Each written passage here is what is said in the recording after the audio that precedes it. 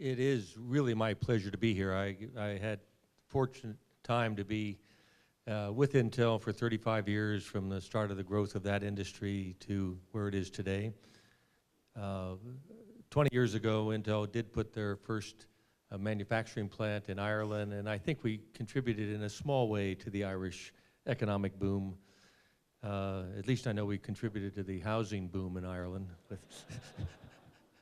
We do export bad things as well as good things, as Prime Minister. But that 20-year history in Ireland was beneficial. I was able to see the great education system that the Irish had, the entrepreneurship of the Irish workers, and the nation as a whole. That was really a carryover from the fact that my grandmother had immigrated from Ireland to the U.S.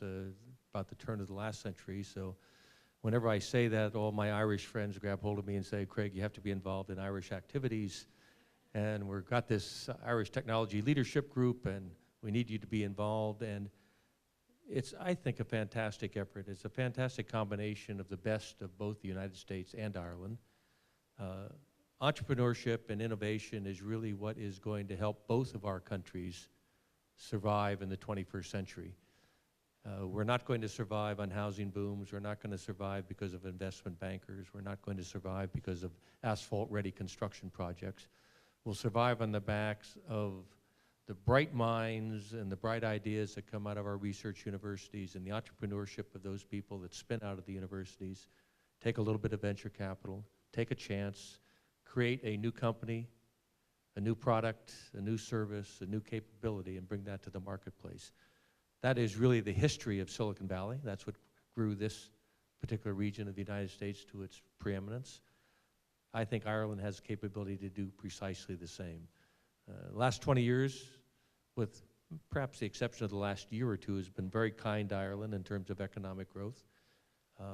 But Ireland has really had the same experience that the U.S. has had in the 2008-2009 timeframe, which is, what do we do to compete going forward? What do we do to create wealth, to create jobs, to create increased standard of living for our citizens?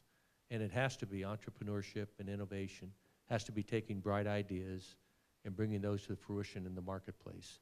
That's what this Innovation Center is all about. That's why I think the relationship between Ireland and Silicon Valley is so strong, because the capability is on both sides of the Atlantic. The people are here. The ideas are here. What we need to do is just set the environment to let those ideas and those people get into the marketplace and do something wonderful. And that's what this Innovation Center is all about. And I want to take my hats off, first of all, to the Irish government for their support of this. And I've been involved in a bit of the dialogue in Ireland for the last 6 months or so on what happens next for Ireland and their economic growth. I see forceful actions from the government, and that's very, very positive. But I also want to recognize the Irish executives here who were announced earlier and the job that they have done to create ITLG and to make this Innovation Center a reality. We should all take our hats off to them. They are the entrepreneurs of the day. Thank you.